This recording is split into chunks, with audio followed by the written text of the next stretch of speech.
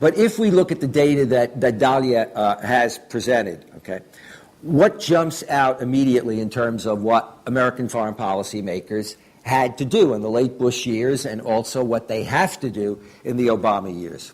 One, it seems to me, is to address the perceptions, grievances, and fears that, in fact, risk radicalizing the mainstream.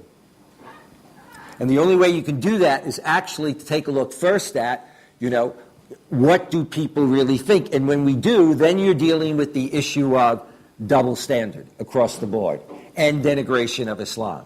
Okay? Widespread sense of double standard and denigration of Islam.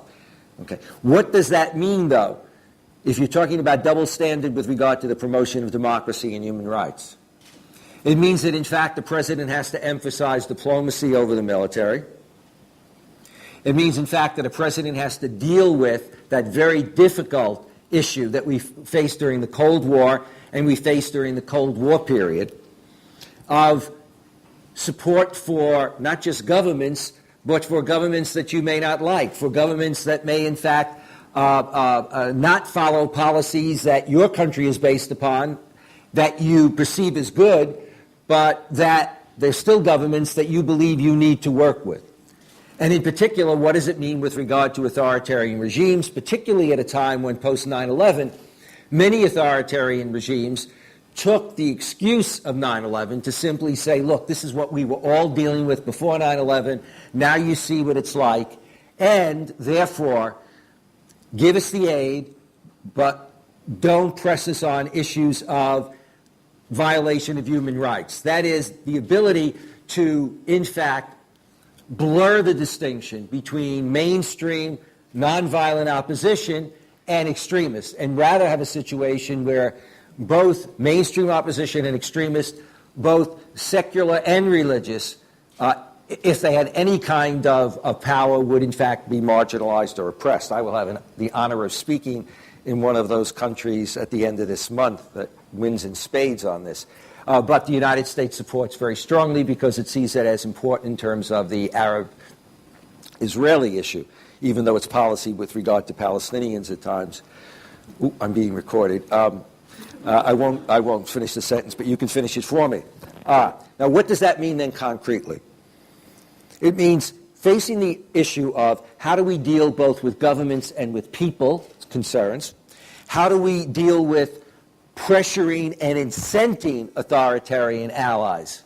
How do we both pressure and incent them to build strong civil societies? And this is very tricky. The line that used to be used in the United States by people that didn't want to see any movement towards democracy, wanted to see us support authoritarian regimes, believed that it was not only in America's interest, but it actually was in the interest also of Israel at the time.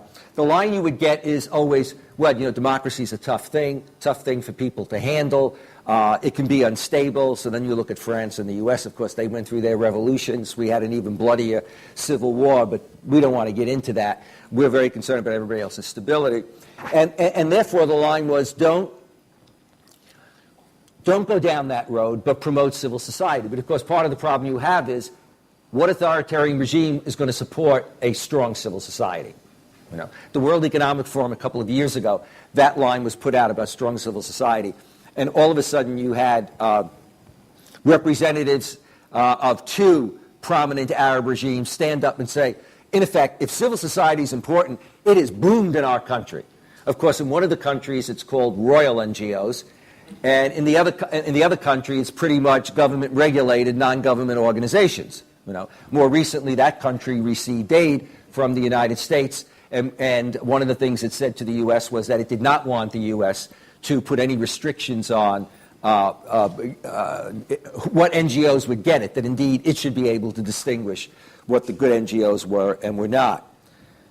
The other challenge is how do we look beyond the militant ideologues, the people that 53% of the media cover, the people that get the attention in terms of the explosive headline orientation of the media, and the shout television that exists in the U.S. and other places. How do we offset those militant ideologues and also the autocratic Muslim rulers, and again get at where people are coming from, what their sentiments are? Certainly when you see a statistic like 6% of Americans believing that, one can go after civilians, and then you see the much lower statistic in the Arab and Muslim world. I'm looking at that and thinking, you talk to your average American audience, they would simply say, how did you cook the data?